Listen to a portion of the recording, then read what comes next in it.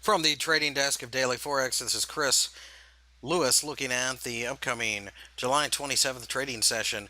This is the pound Swiss, and as you can see, we fell a bit during the course of the session on Friday, but found support here at the 1.4850 level to form a hammer. This is where we keep finding support and had found resistance in the past.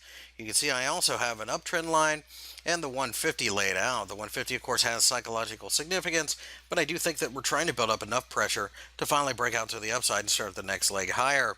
Keep in mind, recently they've seen some of the financial markets, or financial reports, excuse me, coming out of the Swiss National Bank, and they have been working against the value of the franc, probably more so in the Euro Swiss than any other pair, but it does have a bit of a knock-on effect. The pound's been relatively strong. It's holding its own against the US dollar, which is something that most currencies aren't doing right now.